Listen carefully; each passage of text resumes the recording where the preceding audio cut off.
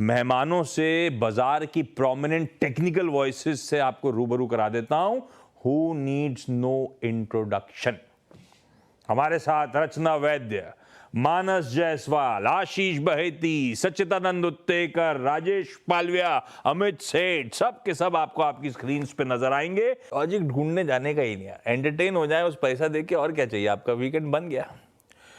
खैर एक काम करते हैं, पिक्स बाद में लेकर आऊंगा, वो तो मैंडेटरी रिक्वायरमेंट है ही है। पहले रूल्स, एक एक ऐसा रूल जो ये लोग दिल से बहुत फॉलो करते हैं और हमारे लिए भी एक बढ़िया सीख हो जाएगी।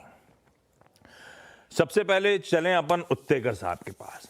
उत्तेकर साहब, आप कौन सा रूल बड़े तहे दिल से फॉलो करते हो, और अगर मैं भी एक सक्सेसफुल ट्रेडर बनना चाहता हूं तो वो कौन सा रूल होगा जो मैं भी अपने दिल से लगा लूं? Good afternoon Ashish ji, good afternoon to all the panelist.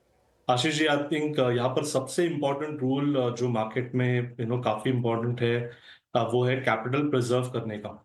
And यही पर्टिकुलर रीजन होता है कि काफी लोग ऐसे वक्त पे पोजीशंस लेते हैं जहां पर मार्केट में उनका कन्विक्शन थोड़ा सा शैलो होता है, एंड जब मार्केट थोड़ा सा कन्विंस होता है तब तक उनके पास पैसा नहीं होता। सो आई थिंक ये जो कैपिटल प्रिजर्वेशन रखना मुझे लग रहा है काफी इंपॉर्टेंट होता है, बिकॉज एक प्लान तो सबके पास ऑलमोस्ट रेडी होता है, भले वो फंडामेंटल अप्रोच हो या टेक्निकल अप्रोच हो या मार्केट में कोई इन्फॉर्मेशन हो, बट उस प्लान को तहे दिल से फॉलो करना, ये कहीं पर जाके थोड़ा सा फॉल्टर होना चालू हो जाता है एज यू प्रोग्रेस। तो आई थिंक इसके वजह से काफी लोग जब मुनाफा होता है तब काफी जल्दी प्रॉफिट्स बुक करते हैं एंड होप पे अपने M2M लॉसेस पे बैठे रहते हैं। तो आई थिंक बहुत इंपॉर्टेंट है जानना कि मार्केट का कन्विक्शन और आपका कन्विक्शन उस दिन मैच होता है कि नहीं, एंड उसी टाइम पे आपको कैसे अपनी पोजीशंस को लीवरेज करना चाहिए एंड अपने कैपिटल को कैसे यूटिलाइज करना चाहिए। आई थिंक वही काफी इंपॉर्टेंट फैक्टर हो जाता है डिफरेंशिएट करने के लिए एक अच्छे और एक बढ़िया ट्रेडर में।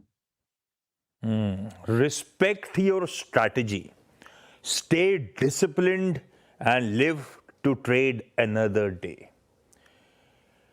उत्तेकर साहब कह रहे हैं कैपिटल प्रिजर्वेशन सबसे बड़ा की है लॉन्ग टर्म सक्सेस के लिए स्टॉक मार्केट में। सचिन, आपका प्रिफर्ड आइडिया साहब। मुझे इनफैक्ट थोड़ा सा स्टॉक जब झुक जाता है तब मेरा कन्विक्शन ज्यादा बढ़ जाता है, एंड मुझे लगता है कि वही एक इम्पोर्टेंट टाइम होता है जब आपको थोड़ा सा एम्फसाइज करना है रिलेटिव स्ट्रेंथ पे।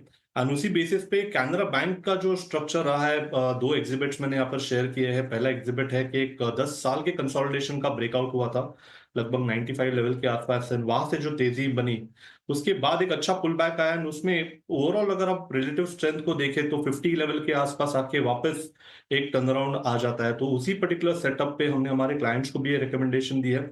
ओवरऑल स्ट्रक्चर काफी शानदार है, एक कंटिन्यूएशन पैटर्न यहाँ पर एग्जिबिट हुआ है जिसे हम बुलिश फ्लैग के नाम से जानते हैं। एंड प्लस जो 2024 जनवरी में एक ब्रेकआउट हुआ था मल्टी ईयर का, तो मुझे लग रहा है उसका भी प्रोबेबल टारगेट लगभग अराउंड 144 से लेके 165 पर्टिकुलर रेंज में है। तो आई थिंक एक डिक्लाइन के बाद कन्विक्शन और ज्यादा बढ़ जाता है जब रिलेटिव स्ट्रेंथ इंप्रूव होती है। तो यहाँ पर कैनरा बैंक में अक्यूमुलेट करने की सलाह हमने दी है। स्टॉप लॉस आपको 90 पे लगाना है on a weekly closing basis, and अगले एक साल के अंदर मुझे लग रहा है ये स्टॉक 144 से लेके 165 के रेंज में ट्रेंड होना चाहिए। झुक गया है पर रिलेटिव स्ट्रेंथ वाला मामला है। कैनरा बैंक पसंद आता है सचिन को। और पहले सबका शुक्रिया, रचना जी, मानस जी, बहेती साहब, सचिनानंद साहब, राजेश जी, सेठ साहब, थैंक यू सो मच जुड़ने के लिए। नहीं गवाऊंगा मैं, ऐसे बिना बात के परेशान नहीं करता किसी को। ब्रेक ले रहा हूं, ब्रेक के उस पार क्विक रिकैप।